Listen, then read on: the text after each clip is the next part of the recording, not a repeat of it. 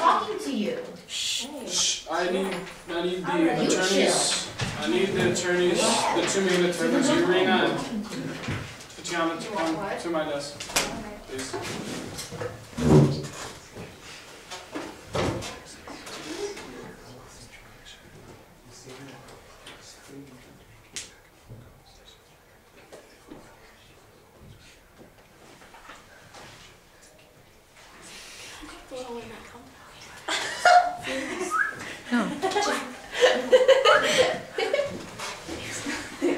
Okay. So now, We're not going to do the redirect because we don't have time. So let's go to the closing. yeah. Prosecution team, you may give your closing statements now. Good. All right. So all of the evidence we have presented to you clearly points to the fact that Jack and Roger are both guilty of a murderous crime, and there is no excuse for that. Imagine what if Jack and Roger decide to kill someone again because of a heat or passion, or because of their states of not thinking clearly. Right. So let's stop that now, right in this courtroom, by making both of these defendants guilty for the crime that they have committed. Jack didn't stab Piggy once or twice. He had done it multiple times. And why? Like once wasn't enough. Jack and Roger have both turned into savages. And yes, that is something that 10 or 11-year-olds should not go through, because that was all their age was. Yes, they were all food deprived and hydrated, but none of these are have side effects of you to have this drive to kill someone, kill something.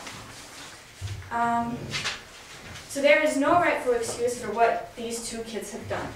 Jack has also now stated that he didn't feel insane, that this is what his choice was. So how do we survive as a society if no one is accountable for their actions? Well, we simply don't. No one here is willing to take responsibility out of you, so the task falls on you. The law clearly states that one must be held accountable for their actions, so uphold the law. There isn't an excuse for everything, and there certainly is no excuse for unrightful murder. By putting Jack and Roger in jail, you might save some other kids from being killed, and save many other families from suffering from tragedies such as the murder of a child. So save the people from potential disaster, and put Roger for third and Jack for second-degree murder in jail. Thanks, Steve. Thank you. I'm going to make your closing remarks. I just want to say that before the jury make any decision pertaining to the verdict of this trial, I would like to remind you that in order to convict a man of any crime, there has to be evidence provided that may disprove any reasonable doubt that the defendant is innocent, meaning you need 100% evidence, no doubt about it, that they did it. This evidence should come in the form of strong testimony in addition to physical evidence establish a link between the crimes committed and the defendants in question. Fortunately for our clients, Jack, Meridu, and Roger, there is neither evidence nor testimony linking Jack or Roger to the alleged crimes that is strong enough to convict anyone that they are guilty. There is no 100% concrete, no doubt about it that they are guilty. Therefore, by the law, you cannot convict them. It is extremely important that as a jury, you realize that there is no way to convict Jack or Roger of the murder of Simon, as well as inciting the mob that caused this murder. Also, I'd like to remind you that the jury, that you should be very cautious when making your decision. Because would it really be fair to punish two young boys at the tender age of 12 for doing something that cannot even be 100% confirmed? Just as well, even if these acts were committed, it was neither intentional or their normal and rational behavior. It was obviously because of being temporarily insane. And now looking at my clients, you can hopefully see that this has passed. I'd like to point out that anyone would go temporarily insane in the conditions that these poor boys were forced to live in. And there is proof of this, because as you see on page 69, it says, Jack says, "I cut the pig's throat," said Jack proudly, and yet twitched as he said it. This goes to show that he was not in a normal state, and twitched as he felt these things. These were not his normal emotions. This is not who Ralph is. Just as what the actions of my two clients committed, that is not who they are. Jack and Roger, they're just like you. And to point out that it is not only our clients who suffer temporary insanity, it was every single boy on the island. For example, on page 76, it goes to show that Ralph is also delirious. It says, he lost himself in the maze of thoughts that were rendered vague by his lack of words to express them. Frowning, he tried again. Also, Jack hunted to help the boys. The prosecution team says that it was his need for violence, but doing so helped the boys survive. And also, in normal modern society, hunting is a sport. People do it because they enjoy it. It is not a crime. So how on earth can you now say that it was bad that he hunted the pig? He only provided meat for his people. Don't you think it's a lot better to hunt a pig for trying to save the boys and providing them with food, especially since it's a sport that people such as yourself might even go out and do for fun? There's nothing wrong with him that he enjoyed hunting. Also, in the questions, Ralph says when we were questioning Ralph, he says that he was not more barbaric. So does that mean his emotions, such as on page 74, when it states Ralph too was fighting to get near, to get a handful of that brown, vulnerable flesh. The desire to squeeze and hurt was overmastering. Are you saying this is a normal emotion of Ralph? Would you describe Ralph as this type of boy? I don't think so. I think it was just temporary insanity. So if he was normal, this is who he was. But I don't believe so. I believe that because of the lack of, because of the lack of everything that was missing on the island, I believe that that's why they acted that way. Also, I would just like to ask you, as a jury, is it fair that my two clients have been accused of this when everyone participated in the murder of Simon? They are no different from any of the other boys on the island or any of you. Because as you see, as I already stated on page 74, it talks about Ralph during the time of Simon's murder. It says that he too was fighting to get near, to get a handful of that brown, vulnerable flesh. That the desire to squeeze and hurt was overmastering. So please, jury, can you not see that my client is no different from anyone else? And in a way, the prosecution, I have to say, is being very hypocritical. Jack is a normal boy, just as you are normal people. Roger is a normal boy, just as you, and so is Ralph, and every other boy that was on the island.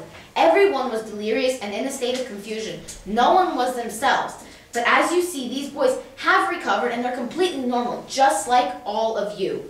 So, in these circumstances, anyone would have acted like this, just as all the boys did on the island.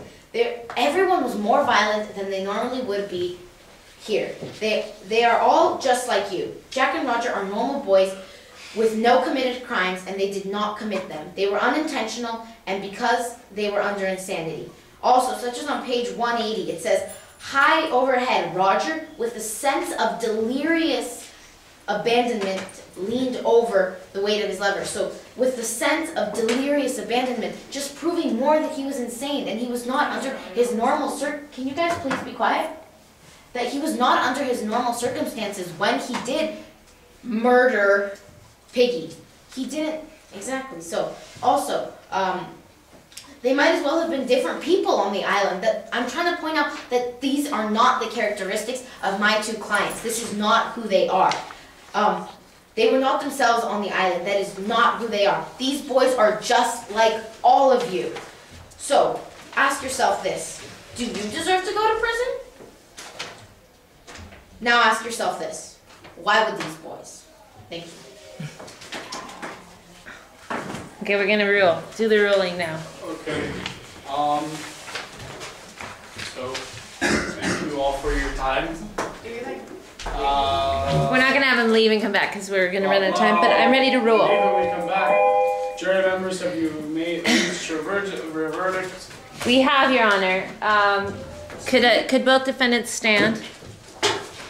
Not the attorneys, but the defendants, just the defendants. So we have, Your Honor, we found both cases to be very strong, but in the case of the State versus Roger for murder in the 3rd degree, after reading the involuntary manslaughter descriptor of it being murder with violence but without intention for death itself, we find that Roger is guilty. of third-degree murder. In the case of the state versus Jack for murder in the second degree, we found the temporary insanity plea from the attorneys to be very compelling, however, not from Jack himself, which was an issue. Yet we found that overall, the defense case was so strong that we decided to find Jack not guilty. Okay, wait. So we are doing, let's do the sentencing of Roger. Last step. Sit down. Jack and Roger.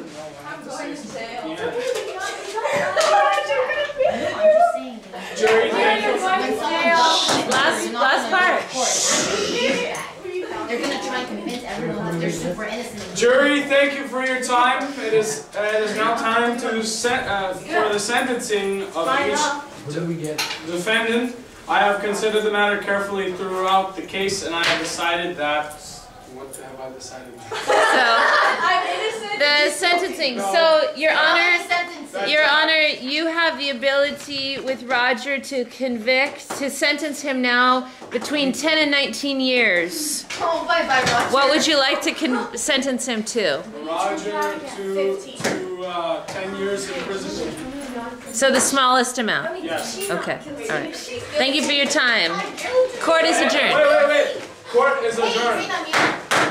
Okay.